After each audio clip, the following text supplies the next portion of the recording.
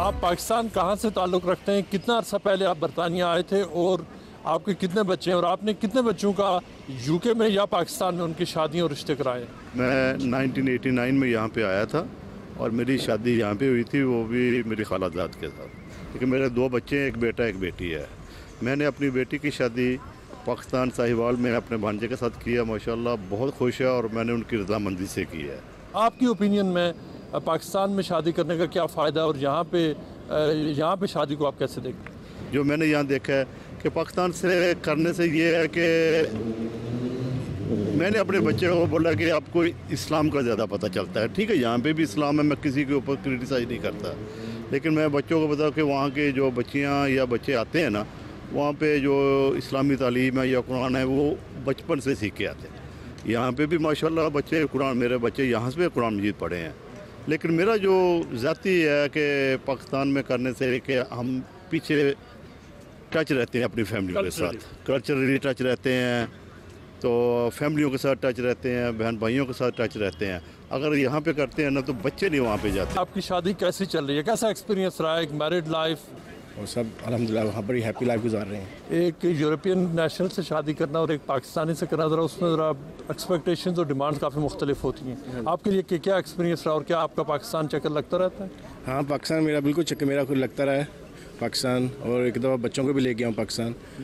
और इसके अलावा फिर यहाँ की जो डिमांड है, जैसे हम लोग पाकिस्तान से इधर आते हैं, इधर की लोग जो फैमिली उनकी डिमांड बहुत हाई होती है, ठीक है ना, जैसे वो हम पूरी नहीं कर सकते, क्योंकि हम तो खुद इधर आते हैं अपने आप को सेटल करने के लिए, अपनी पीछे फैमिली को सेटल करने के लिए, ठीक है ना। तो उनकी डिमांड इतनी होती है कि उनकी डिमांड पे हम पूरा उतर ही नहीं सकते, तो फिर हमें कोई ना कोई अपने आप को सेटल करने के लिए कंप्रोमाइज़ करना पड़ता है। तो पाकिस्तान में भी ऐसा ही है। हाँ, तो क्योंकि उनकी डिमांड पूरी करने के लिए हमें पहले उनके लेवल पर जाने के लिए टाइम चाहिए होता है, लेकिन इसके इधर आपके लिए सेटल होने के लिए आपके पास इतना टाइम ही नहीं होता कि उनको पूरा करने की कोशिश की। पहले शुरू में कोशिश की, बड़ी कोशिश की है, लेकिन बाद में फिर जो अल्लाह को मंजूर होता है, जो नसीब में होता है वही होता है। आपका एक्सपीरियंस क्या कहता है? यहाँ पर आप मुख्तलिफ सोशल ग्रुप से मूव करते हैं, आप अपना बिजनेस भी बड़ी एक बिजी स्ट्रीट पर रन करती हैं। यहाँ जो लड़कियाँ और लड़के हैं, आपका मुशाहिदा क्या है कि वो यहाँ पे शादी करने को ज़्यादा प्रेफर कर रहे हैं या पाकिस्तान या इंडिया या बांग्लादेश वहाँ जाकर वो शादी करना चाहते हैं? अस्सलाम वालेकुम। पाकिस्तान का जो यहाँ पर है, इंडिया पाकिस्तान और जितने भी यहाँ के रहने वाले लोग हैं ना, आई पर्सनली नो कि बहुत सारे लोग ऐसे हैं जो अभी पाकिस्तान जाकर शादी नहीं करना चाहते। उसकी 2-3 वजूहत हैं। एक तो सबसे पहले एक तो फोर्स मैरिजेस होती हैं जो पेरेंट्स की तरफ से फोर्स की जाती हैं, उसका एंड रिज़ल्ट ये निकलता है कि 1-2 साल वो शादी चलती है, उसके बाद डिवोर्स हो जाए। दूसरी बात ये होती है कि कुछ लोग सेटलमेंट के लिए भी करते हैं कि यहाँ आते हैं, शादी की, सेट हो गए और डिवोर्स हो गई। तीसरी बात यह कि आप जो पाकिस्तान से जाकर जो शादी करते हैं ना, उनके लिए तीसरी वजह यह है कि थोड़ी बहुत मुश्किल इस किस्म में आ जाती है कि यहाँ पर आपको then you have to show your wages दिखानी पड़ती हैं, उनको लाना पड़ता है, सेटल करना पड़ता है, लैंग्वेज का डिफरेंस होता है, अंडरस्टैंडिंग थोड़ी मुश्किल होती है, उसमें थोड़ा बहुत ना मुश्किल है। आई वुड से कि जो पाकिस्तान के लोग हैं वो यहाँ ऑब्वियसली हालात की वजह से यहाँ पर आना चाहते हैं। अंडरस्टैंडिंग की जहाँ तक बात है वो थोड़ा बहुत अभी की जो जनरेशन है उनकी अंडरस्टैंडिंग बहुत मुश्किल है। और जहाँ तक डिवोर्सेस का है तो फोर्स मैरिजेस और पाकिस्तान से ला के यहाँ शादी करना और थोड़ा मुश्किल है। अभी ज़्यादातर जिन लोगों को मैं जानती हूँ वो वहाँ जाकर शादी करना पसंद नहीं करते। अच्छा, आपकी शादी लंदन में ही हुई, आपका कैसा एक्सपीरियंस रहा आज यहीं से शादी करना? और फिर क्या आपको कुछ ओरिजिनली आप पाकिस्तान से, क्या आपको कुछ यहाँ डिफ़िकल्टी हुई यहाँ पे? चूँकि जब आप लोकली किसी से करते हैं कल्चरल डिफरेंस तो है, आपको कुछ मसले मसाइल पेश आए और एडजस्ट होने में आपको कितना टाइम लगा? देखिए, शादी मेरा बिलीव ये है कि शादी आप पाकिस्तान में करें या इधर इंग्लैंड में करें, जहाँ भी करें, इंपॉर्टेंट चीज़ होती है आपकी म्यूचुअल अंडरस्टैंडिंग। और उसके बाद दूसरी भी चीज़ ये डिपेंड करती है कि आपकी पर्सनैलिटी कैसी है और दूसरे की पर्सनैलिटी कैसी है। आप चाहे शादी दुनिया के जिस मर्ज़ी कोने में करें, लेकिन अगर आप अच्छे इंसान नहीं हैं तो आपकी शादी नहीं चलती। अगर आप चीज़ों को ठीक से अंडरस्टैंड नहीं करते, दूसरे को स्पेस नहीं देते और कंजस्टेड माइंड से अगर आप ज़िंदगी गुजारते हैं तो प्रॉब्लम्स यहाँ पे भी होती हैं, पाकिस्तान में भी होती हैं। बरतानिया में तकरीबन 3 मिलियन से ज़्यादा मुसलमान आबाद हैं और अब बहुत बड़ी तादाद में जो रिश्ते हैं वो ऑनलाइन ऐप्स के ज़रिए होते हैं। आज हम आपकी मुलाकात एक ऐसे ब्रिटिश पाकिस्तानी एक बिज़नेसमैन से कराते हैं जिनकी जो ऑनलाइन ऐप है वो अब तक तकरीबन 5 लाख से ज़्यादा एक्चुअल शादियां करा चुके हैं। उनकी अब पाकिस्तान में भी प्रेजेंस है, बरतानिया में उनकी प्रेजेंस है, और वो उनके जो क्लाइंट्स हैं उनके साथ बहुत बड़ी तादाद वो ब्रिटिश पाकिस्तानीज़ की है। वो हमें स्टैट्स बताएंगे कि एग्जैक्टली इस वक्त शादियों के हवाले से वालिदैन के कंसर्न्स क्या हैं, बच्चों के कंसर्न्स क्या हैं, और ये कि शादियाँ किस स्केल पे और किस ट्रेजेक्टरी पे हो रही हैं। शहजाद यूनुस, ये बताइए कि if you could tell us what are the stats involving British Muslims with focus on British Pakistanis getting married in this age and day? Yeah. So, I mean, look, our UK population on our app is probably our biggest. You know, we were launched here in London, so we're huge in the UK. You know, we have, as our app globally, nearly 9 million members. Well over 1 million of those are in the UK. I think for us, what's really interesting is nearly 100,000 people in the UK have gotten married on Muzz over the last 8 years that we've been operating. I think we're looking at around 70,000 British Pakistanis who've gotten married on our platform. So for us, we're trying to make it as easy as possible for Muslims, for British Muslims, to find their partner, to get married, and inshallah start a family. Tell us how things changed. There was a time when there was complete focus on the first or second generation parents actually wanting for their children to get married, for example, in Pakistan, India and Bangladesh. But in third generation, do you think that things have changed now? The third generation children, they have taken control of their lives. Now they are making decisions about it. Yeah, so I think you're dead right. The big change for younger Muslims, the third generation Muslims, which I would probably say I'm one of them, is they want to be empowered to find a partner in their own way. So they want to be searching for someone. They're looking for someone who, like I said, they match on personalities, they're attracted to, they have the same outlook in life, they probably have the same level of faith in how they practice Islam as well. All of that's important. I think that's what the app like Muzz helps you actually do. You can find someone along those lines. You know, if I look on Muzz, we have a younger and younger population, so 21, 22, 23-year-olds who are signing up to Muzz to try and find their partner. Part of that reason, I think, is also they have older siblings who are 35, maybe even 40, who they see the difficulties they had in trying to find a partner, and they're thinking that I don't want that to be me. I want to kind of take care of this decision now. The sweet spot for us is using the app, finding a partner, getting families on both sides involved, and taking things forward. And like I said, on average, it takes someone from the day they sign up to Muzz, it takes them about 6 months to find their partner and get married and leave Muzz. You know, which is amazing.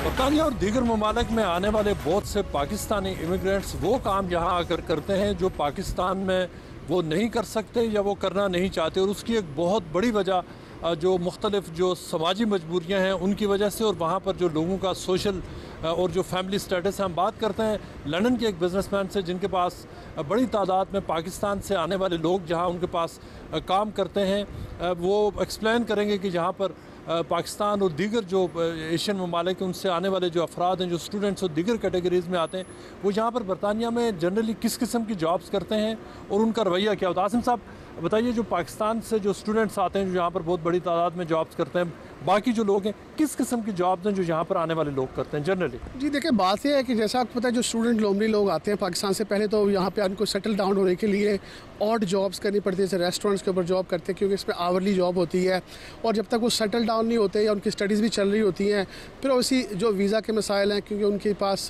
Certain limited hours होते हैं काम करने के लिए, तो वो लोग फिर ऑड जॉब्स यहाँ पर करते हैं। बाकी जब उनका स्टेटस ठीक हो जाता है या उनको अच्छी जो उनकी इमिग्रेशन के मसाइल हल होते हैं, तो फिर वो दूसरे ऑफिस वगैरह में या अच्छी जॉब जिसको आप कंसिडर करते हैं, अच्छी जॉब यहाँ पे वेल पेड जॉब को कहा जाता है जिसमें आपको पैसे अच्छे मिलते हैं। बाकी यहाँ पे देखिए, हमारे पाकिस्तान मुआशरे में जो है वो हम लोगों को कैटेगराइज करते हैं उनकी जॉब की वजह से। अगर कोई बंदा सड़क पे जो है वो रेडी लगाता है तो वो एक उसको बहुत लो लेवल का समझा जाता है, चाहे वो एक इज़्ज़तदार जो है तरीके से अपनी रोज़ी कमा रहा है, और एक बंदा दफ्तर बैठ के रिश्वत ले रहा है तो वो समझ जाता है कि बड़ा इज़्ज़तदार बंदा है। हालांकि मेरी नज़र में और यहाँ हमारे जो मज़हब है उसकी नज़र में तो जो बंदा मेहनत करके रोज़ी कमा रहा है उसकी इज़्ज़त ज़्यादा है, ना कि जो दफ्तर में बैठ के हराम कमा रहा है उसकी इज़्ज़त हम लोग ज़्यादा करते हैं। तो मैं समझता हूँ कि हम लोगों को जो है एक बराबरी की जो है वो शक्ल में लोगों को ट्रीट करना चाहिए, ना कि आप किसी को अपनी जॉब की वजह से उसको ट्रीट करें कि वो अगर हल्के लेवल पर जॉब करता है तो वो उसको आप कम इज़्ज़त दें, या अगर कोई बंदा दफ्तर बैठ के गलत काम करे तो आप उसको ज़्यादा इज़्ज़त दें। हमने देखा कि यहाँ पर रेस्टोरेंट्स और सिक्योरिटी की जॉब्स और मिनी कैब्स की जॉब में बहुत बड़ी तादाद में पाकिस्तानी वो वाली जॉब्स यहाँ पर करते हैं जिनमें जो इनकम रिलेटिवली कम है।